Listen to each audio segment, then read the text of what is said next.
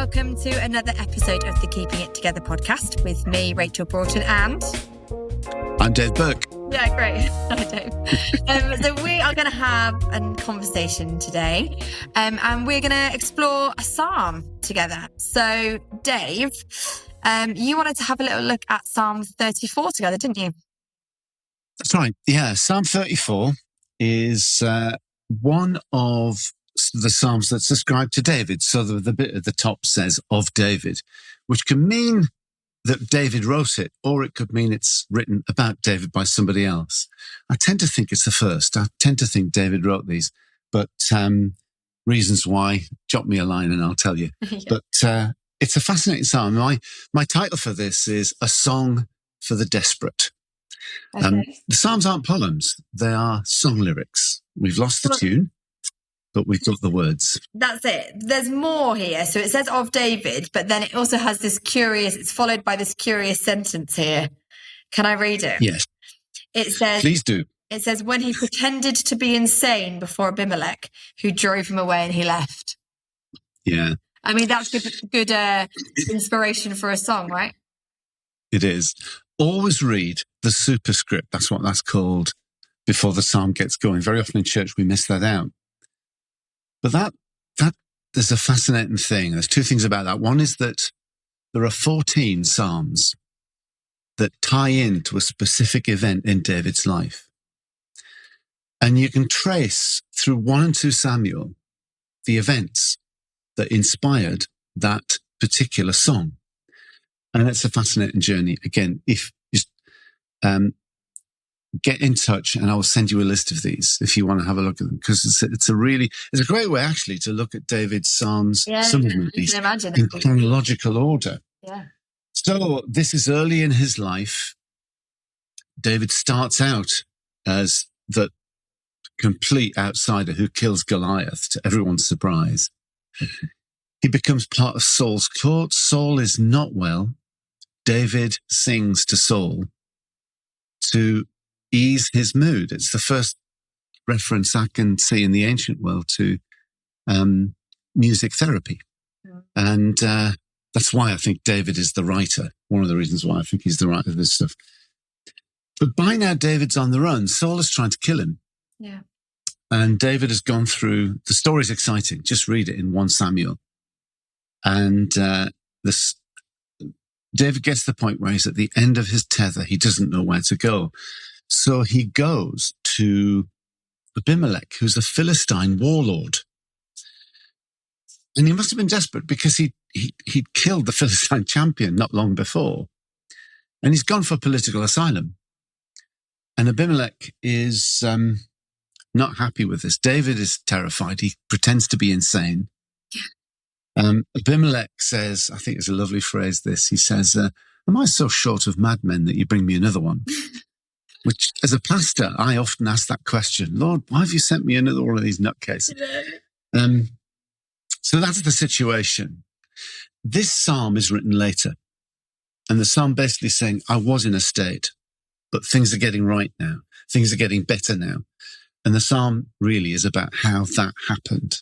Okay. So yeah, that's the background. The background there. That's really good. Yeah. So shall I read it? Yeah. Yeah. Well, I think at least it's worth reading this, and then at least in this podcast, there's one thing worth listening to. I will extol the Lord at all times. His praise will always be on my lips. My soul will boast in the Lord. Let the afflicted hear and rejoice. Glorify the Lord with me. Let us exalt his name together. I sought the Lord, and he answered me, and he delivered me from all my fears. Those who look to him are radiant. Their faces are never covered with shame. This poor man called, and the Lord heard him and saved him out of all his troubles. The angel of the Lord encamps around those who fear him, and he delivers them. And then there's a bit that feels a bit like Proverbs, actually. Taste and see that the Lord is good. Blessed is the man who takes refuge in him. Fear the Lord, you his saints, for those who fear him lack nothing. The lions may grow weak and hungry, but those who seek the Lord lack no good thing. Come, my children, listen to me. I will teach you the fear of the Lord. Whoever you loves life and desires to see many good days, keep your tongue from evil and your lips from speaking lies. Turn from evil and do good. Seek peace and pursue it. The eyes of the Lord are on the righteous, and his ears are attentive to their cry. The face of the Lord is against those who do evil, to cut off memory of them from the earth. The righteous cry out, and the Lord hears them. He delivers them from all their troubles. The Lord is close to the brokenhearted and saves those who are crushed in spirit. A righteous man may have many troubles, but the Lord delivers him from them all. He protects all his bones. Not one of them will be broken. Evil will slay the wicked. The foes of the righteous will be condemned.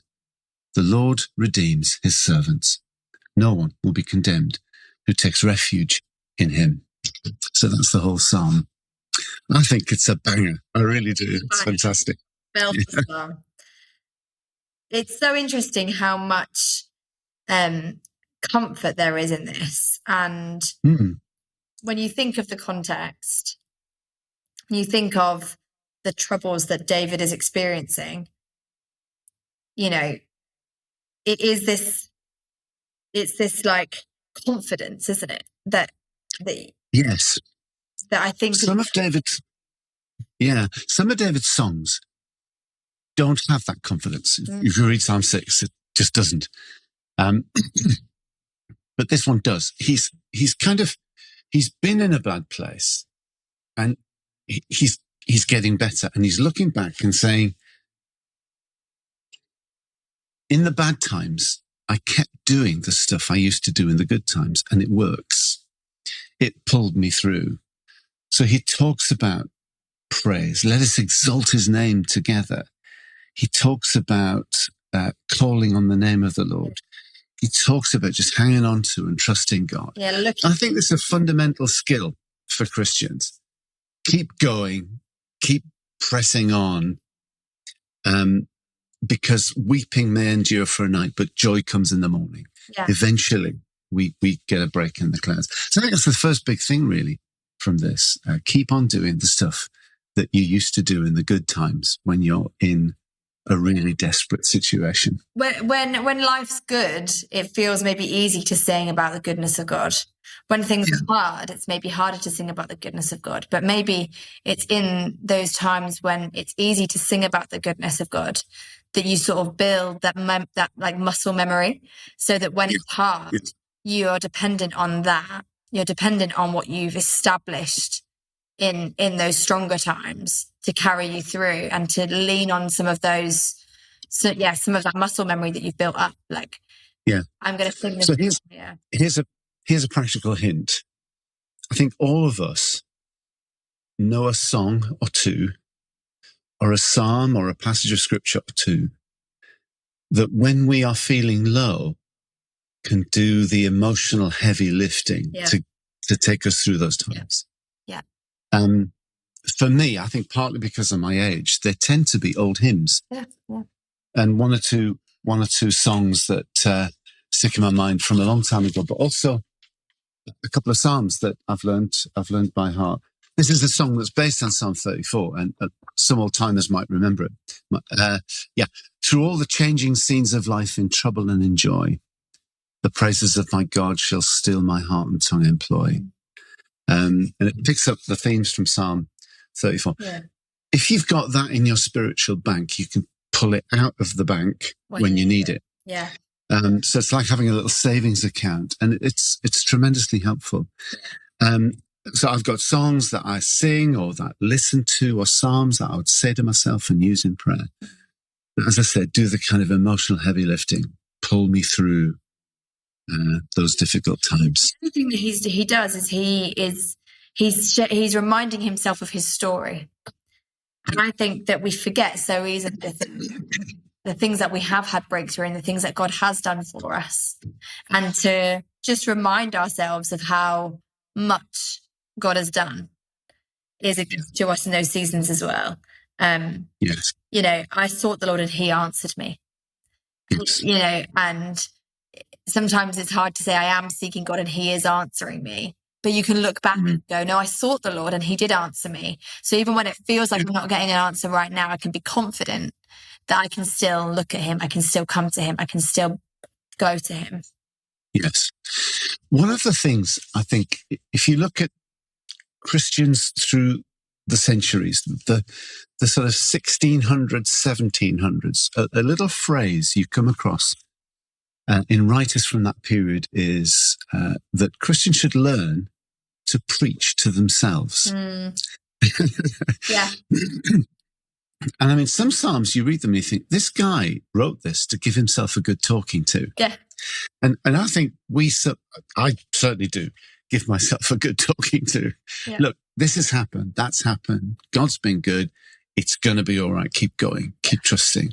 Yeah. And I just think you need that ability. It's just a really helpful thing. Yeah. Rehearsing what God's done, rehearsing what God said, and just actively leaning on him, putting your weight on him. Yeah. And then you said it kind of turned into more like a Proverbs style piece. Yeah. You see that the eyes of the Lord are on the righteous and his ears are attentive to their cry. So you sort of see this is what the righteous are like, which is very Proverbs. Yes. Yeah, that little bit from about, kind of verse 11 and 14 could be a Proverbs. Maybe it echoes the sort of things that David said to Solomon and Solomon wrote down. This kind of thing. But I don't think we should downplay the role of keeping your life simple when things are difficult. So, keep your tongue from evil, your lips from speaking lies. Turn from evil, do good, seek peace and pursue it. These are life-simplifying things. Lying makes things complicated. Getting stroppy with people makes things complicated. So coming down on these basic wise way to live. And actually, you don't need to be a Christian to do this. It can be part of your strategy to get through the difficult times. Yeah. So that kind of simplify wisdom is very, very useful as well. So keep doing what you did in the good times. Simplify your life so it's not so complicated. It makes things hard again. No, that's really good. And you mentioned that verse, the eyes of the Lord are on the righteous. Yeah. What do you feel when you see that word righteous? Yeah, it's an interesting one, isn't it? The word righteous just doesn't have the same meaning, I think. You think of people who maybe are more self-righteous. I don't necessarily, in our culture, we don't necessarily look at the word righteous as a great thing. And I think we've talked about this before. I was saying my context for righteous before maybe I'd looked into it more was on Finding Nemo, which is a cartoon kind of movie. There's a turtle that says righteous, and it's like oh, that's cool, oh, that's righteous, and it's sort of this kind of like slur, I suppose. But yeah. So the word righteous in Finding Nemo, what's he mean by it? It just means like cool, or this is amazing. Yeah. You see, I think this word righteous words change meaning with time. Yeah. And if you look at the technical stuff about the Old Testament, New Testament, one of the things that those books will tell you is that early in the Bible story, the word righteous means like God. Yeah. Because God's righteous, you're like God. It means doing the right thing. By the time you get to later in the New Testament, righteous is a community of people. Yeah. The righteous. That's what David is talking about here. Later in the Bible, in the New Testament, Paul talks about righteousness as a gift we receive from God. So there's this kind of developing meaning. And I think the word righteous here, with the righteous, the community of people who are not perfect, but who identify with God. And I think that actually keys into the way that some communities today use the word righteous. Someone once said to me, Dave, you're righteous. And I said, but not really. What do you mean by that? And he said, you're one of us. Bang. That's interesting. So when the Bible says righteous, in this context, I think it means basically you're part of team righteous. Mm. You're not perfect. You're not righteous in every respect for your life, but it's a pathway you've chosen. And that, I think, in the second half of the psalm, basically saying, simplify your life. Anyone can do that, and that's really helpful. Self-help is really helpful. But having that connection with God, being part of Team Righteous, is really, really important. And that the promises made around righteousness, God hears you, he delivers you, he protects you. In verse 20, there's an echo of that in the New Testament. Not one of his bones will be broken. That's a quotation around Jesus' crucifixion. Yeah. A scripture that was fulfilled. Not one of his bones will be broken. Yeah. He's the leader of Team Righteous in the New Testament. Sure. And Jesus is the man who condemns self-righteousness. Mm. Yeah. No one has that. Yeah, no, that's good, because I think, self-righteousness is about independence, about self. But righteousness speaks about relationship, doesn't it? It's about right relationship. And like you said, it's that community, the righteous, the people who are in right relationship with one another and with God. It's this idea that, it's a team, it's a community of. There's a lovely verse in Jude, which makes no sense at all in any translation I've ever read. Okay. But the original Living Bible, the hippie Bible from California in the 1960s, translates this verse really well. So if you get a hold of an original Living Bible and read the book of Jude, it's just one chapter. There's a verse in there that says, always remain within the circle where God's love can reach and bless you. Mm. I think that's a really powerful. And if Jude didn't actually write that, he should have done. It's a paraphrase. And this side, and we were talking about this earlier when we talked about the sheepfold. Yeah. The circle where God's love can reach and bless you. Jesus sleeping across the entrance. I am the door. Yeah. Not a gate, but he's there. Yeah, I'm the way, yeah. Yeah. Come and join this community, saying, because being part of this community will be part of your healing. Yeah. Yeah. So that, for me, the punchline of this is in the middle, where what's in the way? It says, taste and see that the Lord is good. Yeah. That's verse 8. Yeah. Blessed is the man who takes refuge in him. That's what it is to become a follower of Jesus. Taste, see, take refuge in him. And join this Team Righteous. And Team Righteous might be a guy who's just come out of prison. David was a murderer by the time he wrote Psalm 51. Might be a guy whose business has fallen apart. Might be someone who's struggling with their sexuality. Might be someone who's struggling with their gender. It might be a perfectly straight up and down person whose secrets are hidden. Loads and loads of other people. That's who we are, the church. And we're at our worst when we deny that.